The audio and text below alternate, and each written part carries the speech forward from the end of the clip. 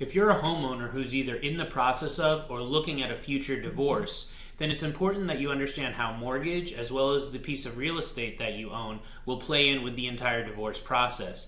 In today's lesson here, we're going to talk about different mortgage strategies when it comes to divorce and how a real estate or a piece of real estate will actually play in with the entire divorce settlement process. Hi, this is Robert Weinberg, and on this channel we empower people to take control of their future through expert mortgage and financial strategies. In today's video, we're going to talk about divorce mortgage strategies and how a piece of real estate plays in with a divorce settlement.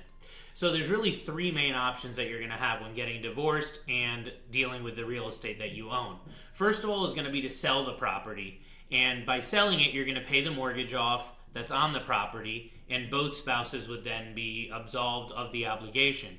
The next option is going to be to refinance with no cash, whereas one of the spouses will take over the property, the other one will be removed from the mortgage, and most of the time also removed from the deed of the property at the same time.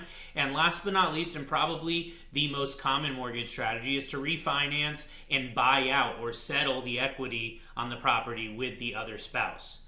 The other decision that you need to make when you're going into a divorce is who is going to actually be guiding you through this process on a legal level. And there's three options for that. You've got your typical divorce attorney. You've also got the option of getting a mediator. And last but not least is doing like a do-it-yourself, where you and your spouse would amicably figure out what the settlement's going to be and how you want to play it, and then going in front of a judge and getting them to agree and actually certify that divorce settlement and make it law. So you need to figure out those couple things as well. Now, I will say I've had quite a few clients go about the do-it-yourself route, and I think that that's a good option if you and your spouse, or soon-to-be ex-spouse, have an amicable relationship and you guys are on the same page when it comes to your finances. Do-it-yourself can be a very quick option that will allow you to just figure things out on your own and then go in front of a judge to make it all legal and make it all binding. And at that point, you can move forward with finishing up the different strategies we talk about here. So let's go through each strategy one by one and explain how it works. So with the sale of the property, as I alluded to earlier, it's just going to be a typical property sale. You're going to hire a realtor. You're definitely going to want to get a referral to a good realtor that can list your home and sell it quickly. By selling it, it's going to move forward with the payout of your mortgage. So whatever is owed on the mortgage is a lien on the property that's going to be paid in full at the time of the settlement or closing. And also, you may agree with your spouse to take some of the proceeds and pay off some debt that you guys have. Maybe there's some credit card debt you accumulated, auto loans or other type of loans that you accumulated jointly as part of your marriage, and now that you're getting a divorce, you'll want to take the proceeds or the equity that you'll get at the closing and use that money to pay out and pay off some of these different debts, so you guys can both leave whole from the divorce.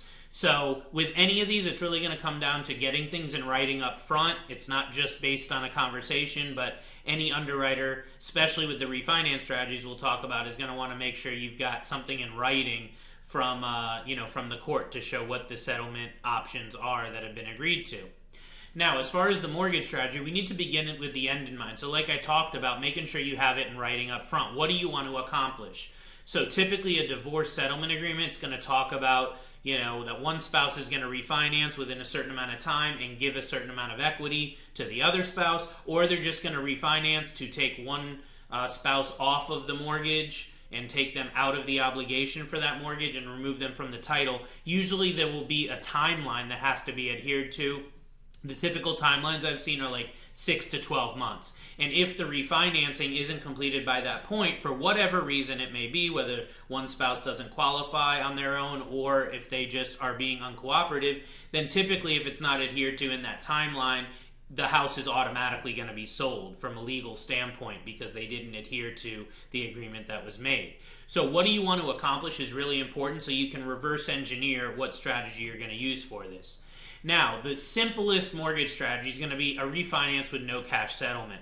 Now, this is something that you would do if there's little to no equity in the property, or if you've just amicably agreed with your spouse that you can have the house, you can do what you want with it, I don't want anything to do with it.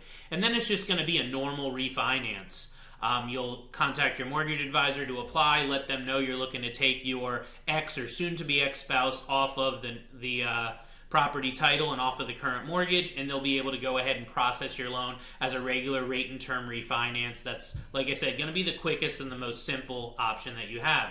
Now, the more complicated but also more common option is going to be to refinance with a settlement or buyout.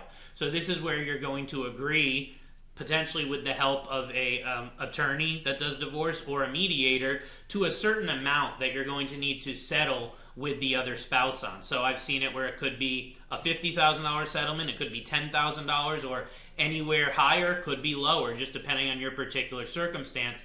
And you're going to need to have a divorce agreement in play at the point that you go and apply for the refinance. And the reason is because there are some specific guidelines that allow you to get a much better interest rate on your mortgage. If your mortgage advisor understands these divorce refinance strategies, they can present the underwriter with the divorce agreement to show that you're owed a certain amount or your ex-spouse is owed a certain amount as part of this refinance, and they can price your loan a lot better. You'll get a better interest rate as a result of doing it this way versus just going and doing a regular cash out refinance. Okay, so that's very important, why you want to make sure you're working with a seasoned real estate and mortgage pro that understands these divorce strategies when it comes to your mortgage, because you're going to get a better interest rate if they know how to do this. Unfortunately, I've seen quite a few circumstances where the mortgage originator doesn't understand these strategies and you end up having to pay a lot more money on your new mortgage than you would otherwise.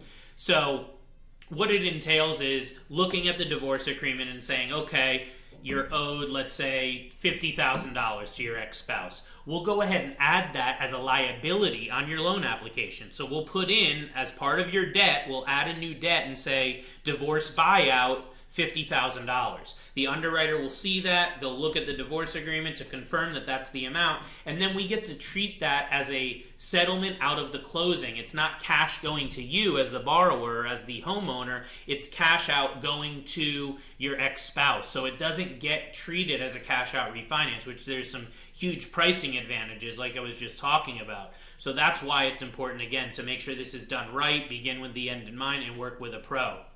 Now, appraisals play in huge with these divorce strategies because, you know, if your soon-to-be ex-spouse thinks the house is worth $400,000 and they're going to tell you, okay, I want to get $50,000 out, but then what if the appraisal comes in at $450,000? I actually had something like this happen recently. And when the appraisal came in, it came in at a higher amount than we thought. So this couple had to go back to their mediator, and it just took a couple of days. They had to renegotiate on what was going to happen as part of this settlement out of the mortgage and out of the closing here, and they did adjust upward the amount that the other spouse was going to receive. So appraisals, more than any other type of mortgage strategy, are really important in this divorce refinance because of one spouse really hinging on how much equity they're owed based on the appraisal.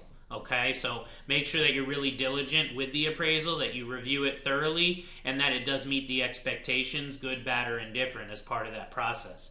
Another thing to keep in mind with a divorce refinance is it might require some extra time. I mean, you know, you've got multiple people involved. If you've got a divorce attorney, they're going to be involved. If you've got a mediator, they're going to be involved. And in the case of a do-it-yourself, they're, you know, depending on where you're at in the process and the timeline, you may have to wait for the court to sign off and finalize the divorce. So a recent circumstance, I had a client come to me with a divorce proposal. It just hadn't been signed off yet. His spouse agreed they wanted to do it themselves. So they wrote up something, but they hadn't yet gone in front of the judge. We went ahead and started processing their loan application based on a buyout of the ex-spouse, as we were talking about. And then we were able to actually finish and close on the refinance about 10 days after they finalized it with the judge there. So they brought the settlement agreement to the judge finalized it, signed off on it, we submitted that to the underwriter, then they were able to close on the refinance. So I hope it gives you some good insight. I appreciate you watching. If it's your first time, please go ahead, click the bell to get notified on our future content, and also subscribe so you get notified when we do put out new videos each week. You can call or text my office directly or private message me if I can be of assistance to you or anyone that you know. Hope it helps, and take care.